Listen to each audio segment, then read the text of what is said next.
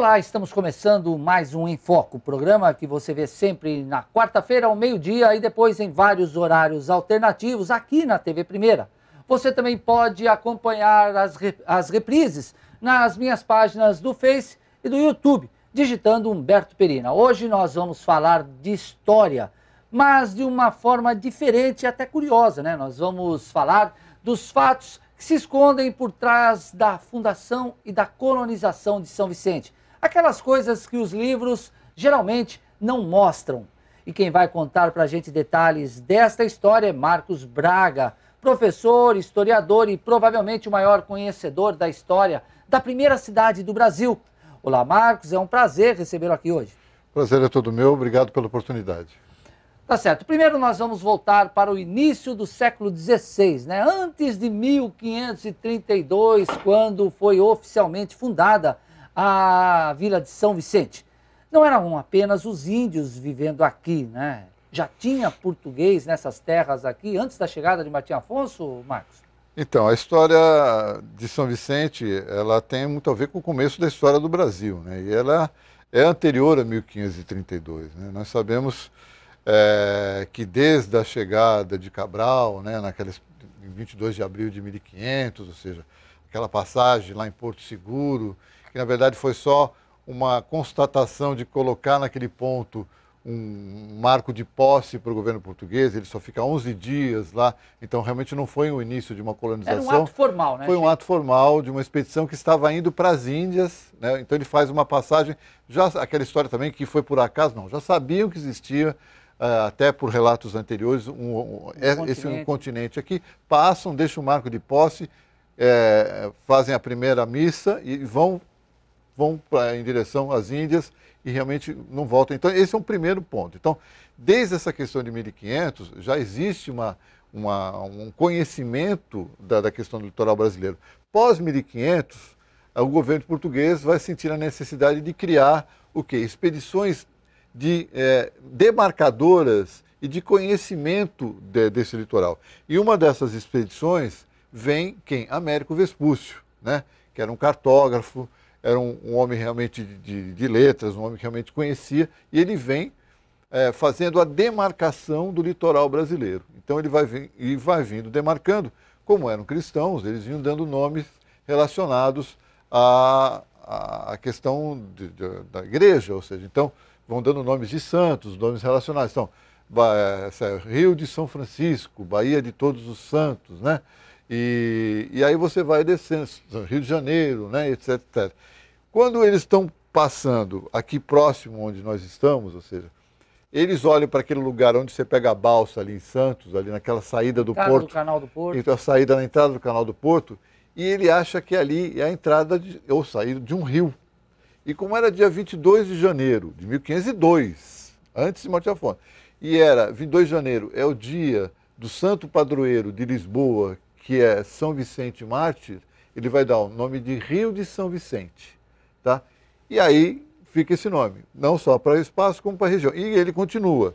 E aí ele vai até Cananéia. Por quê? Porque Cananéia era o limite das terras de Portugal e de Espanha na questão do Tratado de Tordesilhas, né? A gente lembra do Tratado de Tordesilhas, né? 1492. Então, naquela região toda ali, e ali ele deixa um grupo de degredados. Esse grupo de degredados vai se espalhar e aí, depois de um tempo, vão se instalar em São Vicente, antes de Martim Afonso. Entre esses degredados, é aí que está o bacharel Cosme Fernandes, que viveu aqui antes. O tal do famoso bacharel mestre Cosme Fernandes, que é uma das figuras mais emblemáticas e mais interessantes da história do Brasil, né? A gente lembra, na verdade, esse nome é um dos nomes prováveis dele.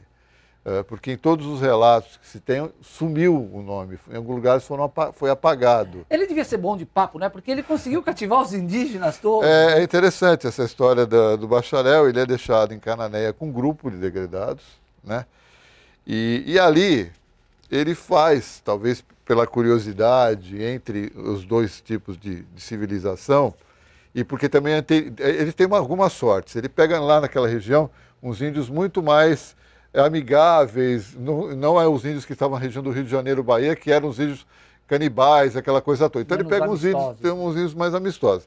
E ali, até pela questão de troca de tecnologia, de informações, ele cria uma relação e aquela relação que os índios também fazem de criar com aquelas pessoas laços de família, ou seja, então eles vão pegar as índias e oferecer como esposas, como mulheres, e ali se criam realmente laços de famílias. E ele acabou se casando com uma índia? Sim, com a Bartira, né? com várias. É? Com várias. Ele era bom de papo não, mesmo, o da Bartira é o João Ramalho, depois. A Bartira era o João Ramalho. E aí, ele era bom de papo. E aí, o que acontece? E aí, ele tem uma coisa interessante, porque dizem que o João Ramalho, o bacharel de Cananéia, seria, ele é um homem, provavelmente um homem letrado, né? Um homem que falava, dizem que ele era judeu. E ele vê, naquele abandono ali que ele está em Cananéia, ele vê que vários barcos de várias bandeiras começam a passar ali. E ele vê aquilo numa oportunidade econômica.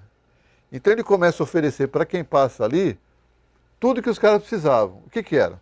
Informações, água, comida. Tudo em troca de alguma coisa. E pagamento. Pagamento. Água, comida, né?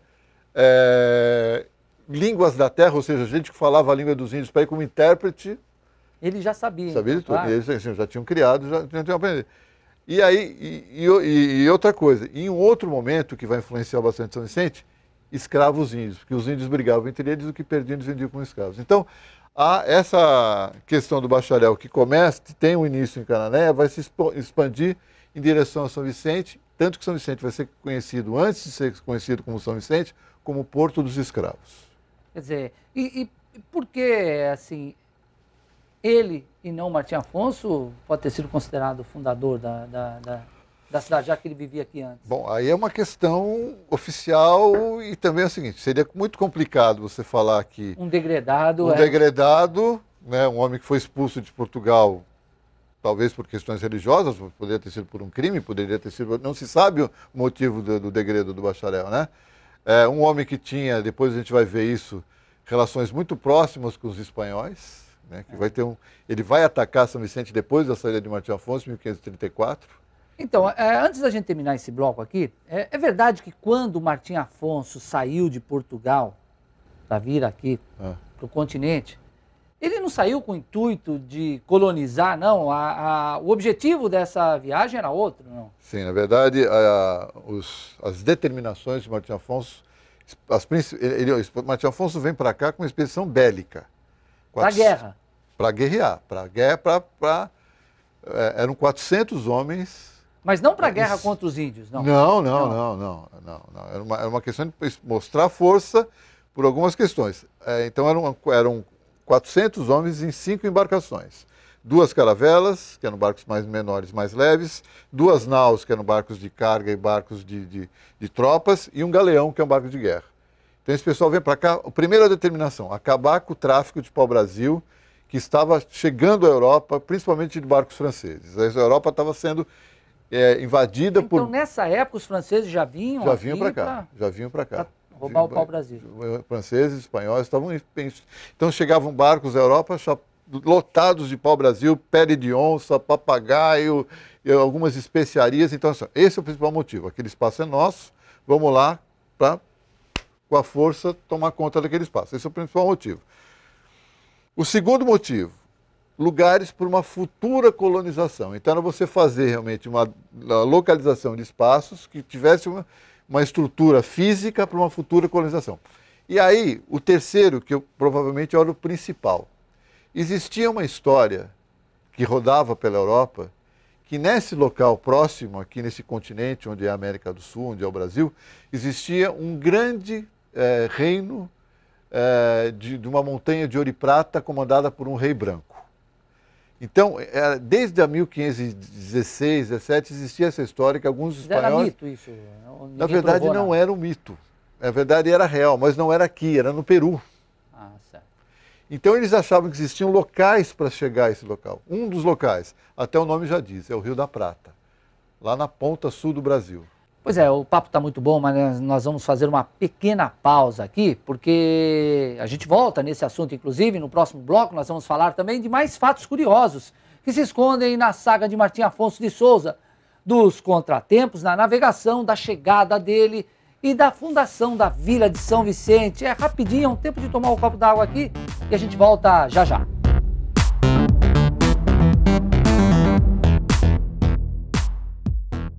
programa Vidiverso é mais uma opção que você vai ter aqui na TV Primeira de ver entrevistas, debates, entretenimento e eu, Marcelo Rocha, vou estar esperando por você.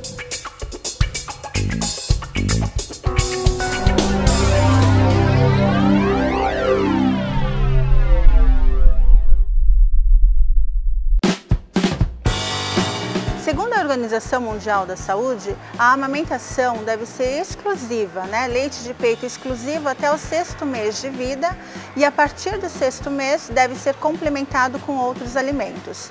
Mas ainda assim o leite materno continua sendo a refeição principal até um ano de idade. A partir de então, continua com leite materno, mas a alimentação complementar. Essa foi nossa dica de hoje. No Primeiro em Pauta, você fica por dentro dos principais assuntos que acontecem em São Vicente. De segunda a sexta-feira, às 10 para as 7 da noite, pelo canal 2 da NET ou pelo Facebook TV Primeira.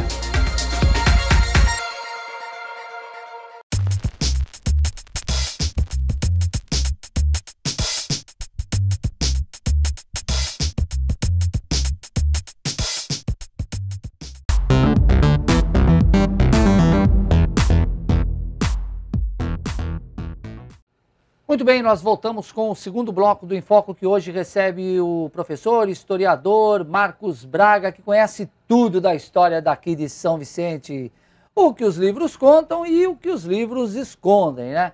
Bem, no bloco passado nós estávamos falando aí daquela mina, né? Que eu pensei que era um mito, mas você falou que existia mesmo no Peru e que isso atraía, atraía muitos navegantes da Europa para cá. E como é que se desvendou essa história aí? Então, na verdade, existiam essas histórias de navegadores que tinham chegado a essa região, dessa grande mina de ouro e prata, comandada por um rei branco, e esses caminhos eram conhecidos como Caminho do Peabiru. É uma trilha real, ou seja, existiu mesmo. Até hoje existem locais onde que existem pequenos trechos desse caminho. E havia essa ideia que haveriam 3 praticamente entradas para se chegar a essa trilha. A primeira, como o próprio nome diz, Rio da Prata, lá no extremo sul do Brasil, da América do Sul.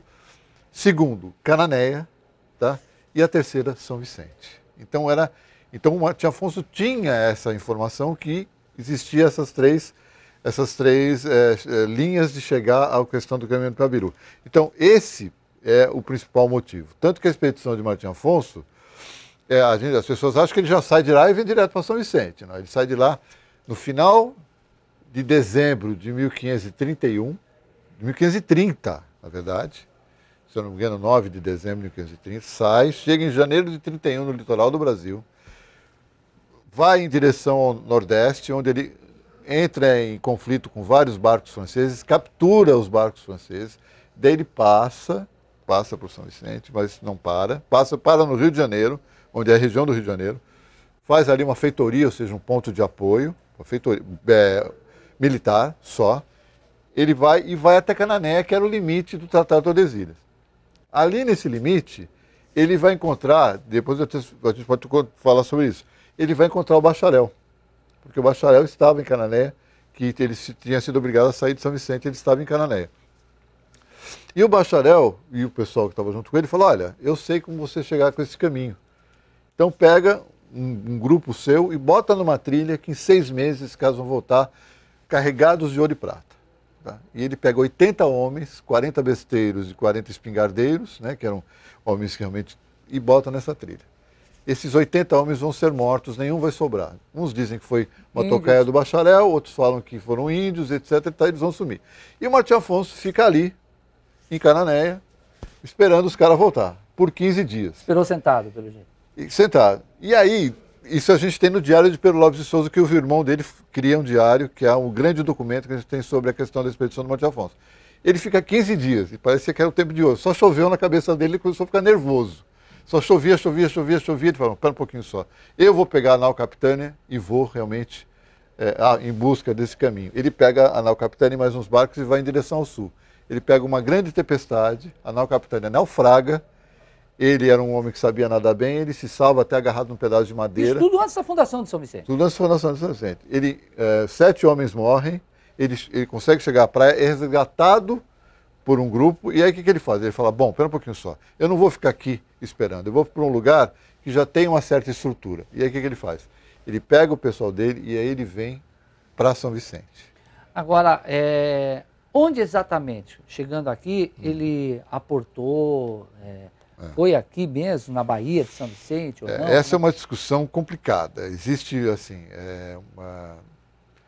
interpretações, né, ou seja, que não tinha como entrar grandes barcos pela Baía de São Vicente. E que realmente a chegada dele teria sido onde é ali a praia da Pouca Farinha, mais ou menos o Góis, ali na ponta da praia, né?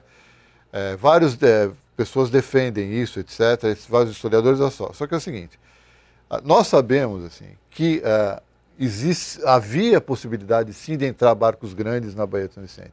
Existe um texto que não era conhecido de historiadores, que é um texto de 1585, de um navegador, ou seja, 1585, ou seja, 60 anos depois da chegada de Martim Afonso. E ele fala assim, São Vicente for rico, hoje é pobre, por lhe fechar a porta de mar por onde entrou com sua esquadra Martim Afonso de Souza. O que fechou a porta de mar? A grande ressaca de 1542, que é conhecida como maremoto, que é conhecido como tsunami, etc, etc. Então havia possibilidade de se entrar com barcos grandes sim, e o Porto das Naus, que é aquele Porto das Naus que a gente conhece até hoje, havia possibilidade de chegar a barcos grandes. Não digo uma grande nau, mas uma caravela, uma nau menor, com certeza. Então havia possibilidade de entrar. Então a gente acha assim, pode até, porque era normal os barcos maiores ficarem mais afastados e os barcos menores entrarem. Mas assim, uma nau e uma caravela tinha toda a possibilidade de entrar pela Baía. Tudo bem que aquele quadro do Calixto fantástico que a gente vê de todo mundo ali, pode ser, de certa maneira pode parecer um pouco fantasioso. Mas a entrada pela Baía, a profundidade da Baía, ela era possível, tá? E o Porto das Naus tem uma importância nesse ponto. Agora, foi rápido? Ele chegou, desembarcou e fundou a cidade? Como é que foi? Então, é aquilo que eu te falei. Então ele sai lá de Cananéia, né? E vem, e aí por uma coincidência, ou talvez uma forçada de barra, né? Ele vai fundar São Vicente no mesmo 22 de janeiro que Américo Vespúcio tinha falado há 30 anos atrás. E aí sim, já como Vila de São Vicente.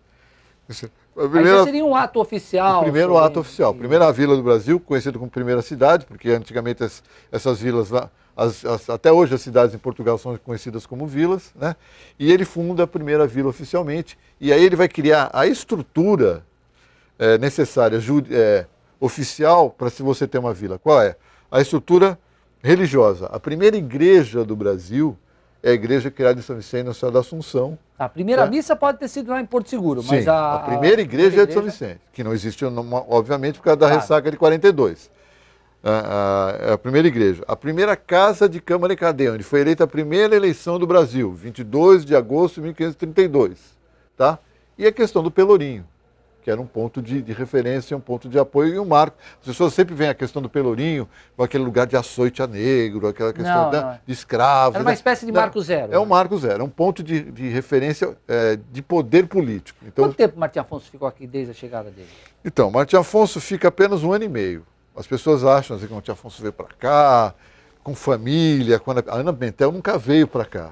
Ela não administrou São Vicente, ela administrou de lá. Porque ele fica aqui, o Martim Afonso sai daqui em 33, se eu não me engano, em maio de 1533. Então ele fica de 1532, em São Vicente, até maio de 33. Nesse mesmo período, ele sobe a serra com João Ramário para buscar uma entrada do caminho do Piabiru e vai até a aldeia do Tibiriçá, que era mais ou menos hoje a estação Carandiru do metrô. Ele vai até lá, volta, etc., fica mais um tempo aqui, né, fica mais um tempo em São Vicente, e aí em 1533 ele volta para Portugal e nunca mais retorna. Agora, o pessoal de Porto Seguro e o pessoal de Cananéia, todos eles reivindicam, né, o título de primeira cidade do Brasil lá para a Bahia, lá para o litoral da Bahia e aqui para Cananéia também. Por que São Vicente é considerada oficialmente a célula máter da nacionalidade? Então, é justamente essa palavra que você falou que é a chave da questão. Oficialmente. Ou seja, a questão de Porto Seguro é aquilo que nós já comentamos. foi só a necessidade de se passar para colocar um marco de posse, rezamos a primeira missa, está ali. Tanto que eles ficam ali 11 dias só e voltam para a rota, que é a rota do Cabral, para ir para as Índias. Então, só foi entre 1500 e 1532 é chamada as décadas esquecidas. O Brasil fica praticamente abandonado, aberto à questão dos saqueadores franceses, a questão dos degredados, etc, etc, etc. Essa é a questão de Porto Seguro. Só não vai ser fundada a vila, não se cria nenhuma estrutura. A questão de Cananéia, as pessoas falam por quê? Porque, na verdade, Matias Afonso passa direto e o ponto de apoio que ele tem antes de São Vicente é Cananéia. Mas ali também não é fundada nenhuma vila, não é criada não tem nenhum ato oficial. Certo. Que ele para em Cananéia, não há dúvida, porque o diário de Pedro Lopes de Souza fala da passagem dele em Cananéia. Mas assim, onde se cria a primeira vila, onde se cria a primeira estrutura, a primeira igreja e a primeira eleição é São Vicente. Tá certo, olha, o papo tá muito legal mesmo, mas a gente precisa fazer uma pequena pausa. No próximo bloco, vamos saber detalhes desse maremoto que você falou aí, que aconteceu e que destruiu parte da vila de São Vicente, das ruínas submersas ainda ali na Praia do Gonzaguinha. Enfim, são detalhes que vão desde 1532 para um pouco mais recente aqui. É rapidinho, a gente vai fazer uma pausa, volta já já.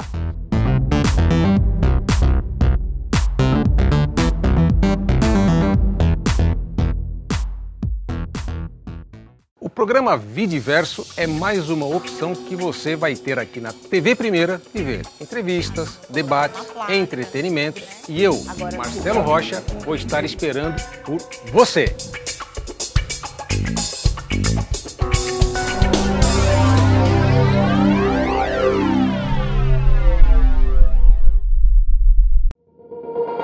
No Primeiro em Pauta, você fica por dentro dos principais assuntos que acontecem em São Vicente.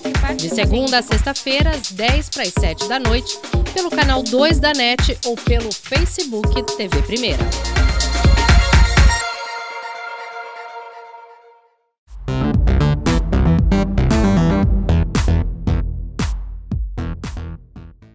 Muito bem, nós voltamos com o Enfoco, que hoje fala da história de São Vicente, a primeira cidade do Brasil, a primeira vila do Brasil, e dos fatos que os livros muitas vezes escondem. Quem conta pra gente tudo isso é o historiador e professor Marcos Braga. É verdade que depois da fundação de São Vicente, aconteceu aqui esse maremoto, você falou, como é que foi? Qual o nível de destruição dele? Essa questão do chamado maremoto, a gente considera uma grande ressaca. Era uma ressaca. Uma grande ressaca. Ainda existem relatos de grandes ressacas em várias épocas. Hoje em dia você fala assim, por que hoje não destrói? Porque hoje você tem toda uma estrutura, ou seja, você tem uma linha de água, você tem uma calçada, você tem uma rua. Você tem próprio assoreamento, talvez. Sim, assoreamento da questão. Então você tem toda uma relação que hoje ela impede. A gente sabe disso, até em 1920 e pouco, 27, a água do mar chegou praticamente até a Rua do Colégio. A gente sabe na década de 1960, 70, que o mar começou a bater por uma série de motivos, etc. Mas a que é mais importante para São Vicente é a tal da ressaca de 1542, que destruiu a vila de São Vicente. Aí também tem umas coisas bastante controversas. A gente sabe dessa história por causa que ela é citada num livro chamado Memórias para a História da Capitania de São Vicente, escrito por Frei Gaspar da Madre de Deus. O Frei Gaspar da Madre de Deus foi um homem que nasce em São Vicente, onde a Santana é a Caraú Mirim, onde é a área continental, um homem de família rica, ali existia uma fazenda, e depois ele vai ser padre na Bahia, depois vai para o Rio, etc. E no final da vida, ele vai passar o final da vida no Mosteiro de São Bento, onde é o Museu de Arte Sacra hoje. E lá ele vai terminar esse livro que vai ser lançado em 1792, mais ou menos. Então ele cita que ele viu um documento que seria um recibo onde era pago a uma pessoa para retirar do mar o pelourinho e o sino da areia que foram destruídos pelo mar em 1542. E aí ele fala a frase, que é a frase que cria toda a polêmica contra a fé. Ele fala assim: onde era a vila de São Vicente, hoje é mar. Entendeu? E aí fica essa história. E aí o Calixto lança um livro chamado Capitanias Paulistas, né, em 1917, mais ou menos, e ele faz um mapa, localizando mais ou menos a vila, próximo onde seria o Gáudio, ou talvez um pouquinho mais para lá, etc. E tal. Só que em nenhum momento ele explica por que ele coloca lá. Então, assim, existe toda uma controvérsia de local onde seria. Primeiro, ela foi destruída pelo mar. É, porque existem ruínas submersas, isso é comprovado. Não. Ah, não? Não. Nunca se achou nada. Nunca se achou nada. Então a gente acha assim. Eu já participei até de uma passagem de uma sondagem, de uma espécie de um scanner, que pega só, obviamente, a superfície, mas não foi achado nada. Eu defendo, e algumas pessoas também defendem, que ela não está submersa, que ela está soterrada. Entre a Praia do Gonzaguinha, a Praça Tom Jobim e a Praça 22 de Janeiro. A Praça 22 de Janeiro provavelmente seria um lugar muito provável da antiga Vila de São Vicente, até porque no final ali da praça tem as ruínas da Casa de Pedra da Casa de Martim Afonso, que seria a casa que protegia a vila. Tá? Eu ouvi uma vez uma história de um engenheiro que participou da construção daquele shopping ali, do Gonzaguinha, que foi desativado de novo, aquele shopping ali em frente, que quando fizeram ali o estacionamento subterrâneo, acharam ruínas de edificações. Infelizmente não foram preservadas. Então existe essa história, mas a gente acha que ela não está submersa, ela está soterrada. Mas isso só vai se descobrir a partir do momento que fizer pesquisa arqueológica. É verdade que São Vicente também, com o passar do tempo, ela foi invadida, foi atacada por piratas, por corsários? Isso? Sim, sim. A partir de 1542, né, e principalmente a partir de 1580, Portugal e Espanha passam a ser uma só nação. O Thomas Cavendish era um desses também? O Thomas Cavendish é um desses. Então é criado o quê? A União Ibérica. Então os inimigos da Espanha passam a ser inimigos de Portugal e passam a atacar os lugares que eram preservados por Portugal. E aí existem dois piratas muito conhecidos. O primeiro dele é o Thomas Cavendish, inglês, que ataca Santos e São Vicente em 1580, 1590. Ele ataca São Vicente, queima a igreja matriz, ataca o Pôr das Naus. Mas atacava para quê? Para levar o quê nessa época? Para levar mantimentos, víveres. Que eles falavam, sim, né? Porque eles precisavam. Eles chegavam e falavam, olha, precisamos disso. Os caras falavam, não, vocês são inimigos da Espanha, então vão atacar. E atacavam. Então Thomas Cavendish é o mais famoso deles, né? E com relatos, etc. E depois ele vai entrar num problema seríssimo, que ele tenta atacar de novo, ele vai para o sul, vai até o extremo sul da América do Sul e praticamente toda vai morrer por causa do frio. Uma história bem interessante e toda ela com diários marcados. E um que também é muito conhecido, chama Joris van Spilbergen, que ataca São Vicente em 1615, que era um holandês. Esse tem até um desenho que mostra o ataque dele a São Vicente, e sendo queimado o Pôr das Naus e uma capela que ficava do lado do Pôr das Naus, que era chamada Capela Nossa Senhora das Naus. Então tinha essa questão toda desses ataques, etc. Só que nesse momento, todo o interesse econômico dessa região, onde é São Vicente e São Paulo, principalmente da cana-de-açúcar, já tinha mudado para a região Nordeste. Então já era uma época de decadência dessa questão da cana-de-açúcar. Você também é coordenador da Casa Martim Afonso. Sim. Você é coordenador também da Secretaria Municipal de Cultura. Dos equipamentos culturais. Dos equipamentos culturais. A Casa Martim Afonso é um dos museus aqui da cidade, ela está fechada para reforma. Sim, sim. Existe alguma previsão para abertura, Marcos? Olha, a gente tem aí a esperança de a gente poder realmente reinaugurar a Casa Martim Afonso na Universidade da Cidade, em 2019. É porque, para quem não sabe, existe uma parede histórica ali na Casa Martim Afonso que conta parte dessa história que você está falando. Na verdade, a Casa Martim Afonso, que a gente chama de Casa Martim Afonso, o Martim Afonso não morou naquela casa. Obviamente que aquela casa lá é uma casa do final do século XIX, ela é de 1895, feito pelo segundo barão de Piracicaba, o Rafael Tobias de Aguiar.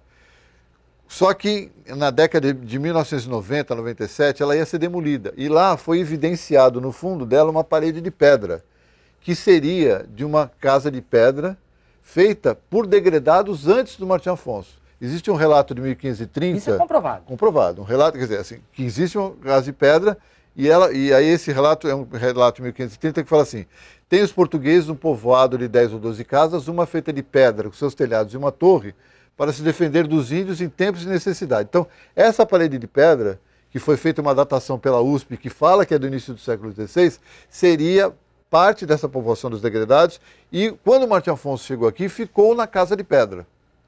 Então tem toda essa história. Então nós temos aqui em São Vicente 2 sítios arqueológicos e 2 ruínas do século XVI extremamente importantes. Porto das Naus? Porto das Naus e essa parede de pedra do século XVI. Então a nossa ideia é a Casa Martim Afonso, nós precisamos evidenciar essa parede, fazer mais pesquisas, e a gente tem certeza que ela, junto com outros espaços, vão ser parte de um projeto que o próprio prefeito Pedro Gouveia colocou no seu plano de governo, que chama Circuito de Turismo Histórico-Cultural. Então, é justamente isso que eu ia te perguntar. Uma das metas do prefeito, assim que assumiu, era esse circuito de turismo histórico e cultural. Como é que anda esse trabalho aí?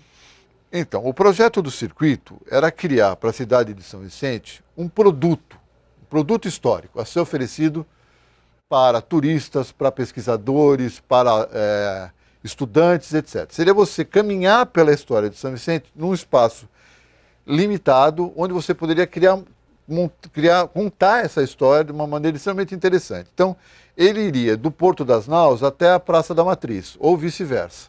Então, você teria ali a Igreja Matriz, a Vila Cênica, que não é uma vila histórica, aquilo é um cenário, o Mercado Municipal, onde tinha ali a antiga Casa de Câmara de Cadeia, a Casa Martim Afonso, com a parede de pedra, a questão do caminho do Piabiru, que a gente acha que passa do lado da Casa Martim Afonso, a Praça 22 de Janeiro, o Marco Padrão, a plataforma, a Biquinha de Anchieta, que é importantíssima, a plataforma de pesca, a Ponte Pêncio e o Porto das Naus. Então você teria um caminho que você andava, contaria a história de São Vicente, mais ou menos 1,5 km, de uma maneira rápida, e você poderia entender e levar todo mundo para participar. Isso vai sair do papel? Esperamos que sim, o prefeito fez realmente essa aí, a gente espera que o ano que vem a gente consiga colocar ela no papel. Tá certo, olha, Marcos, infelizmente nosso tempo está acabando. Eu acho que pela história de São Vicente a gente teria papo aqui para 2, 3 programas. É só convidar legal. Que eu venho, só convidar. Com certeza nós teremos outra oportunidade para a gente continuar esse papo, que é muito legal falar de história. Eu quero agradecer aqui a presença do professor e historiador Marcos Braga, que contou para a gente vários episódios que envolvem a fundação e a colonização de São Vicente, fatos que normalmente os livros de história acabam escondendo aí. Obrigado, Marcos. Foi um prazer recebê-lo aqui hoje. Muito obrigado, Perina. Prazer é todo meu. Estou à disposição. Tá certo. Olha, a gente fica por aqui, mas volta na próxima quarta-feira, ao meio-dia, e depois em horários alternativos, sempre pela TV Primeira de São Vicente. Lembrando que o Em Foco também é retransmitido pelo Facebook, na página da TV Primeira. E para quem não conseguir acompanhar no dia, basta entrar nas minhas páginas do YouTube e do Facebook a qualquer momento, digitando lá Humberto Perina. Para terminar, é claro, eu quero compartilhar com vocês mais um clipe musical. Muita gente não sabe, mas a cidade de São Vicente tem um hino oficial, né? Ele foi escrito aí há alguns anos. E nesse clima de história, nada melhor que terminar o programa de hoje mostrando este hino, ou pelo menos um trecho desse hino tão bonito, que é o hino oficial da cidade de São Vicente. Tchau, gente, até a próxima quarta-feira com mais um Em Foco inédito. Tchau!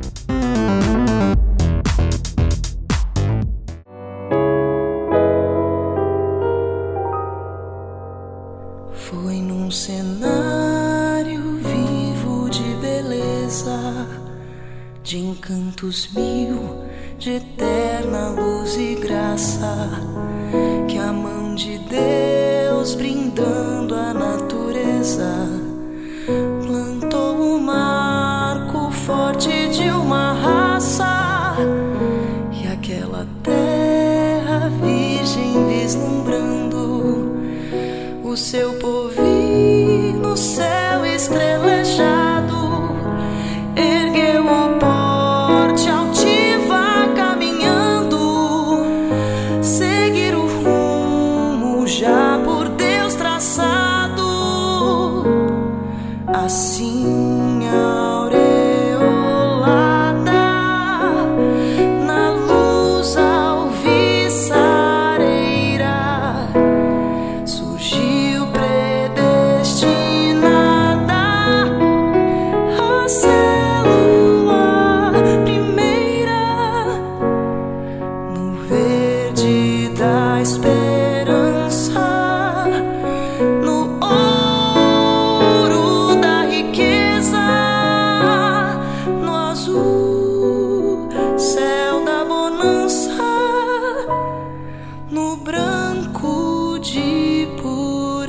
riqueza. O teu passado é, ó São Vicente, um monumento, altar cheio de glória, perante o qual se curva reverente um povo que conhece a tua história. Viste o Brasil nascer, crescer gigante, acalentado em teu amor profundo, e transformar-se belo e radiante, iluminado ao sol do novo mundo. Assim aureolada na luz alvissareira, surgiu predestinada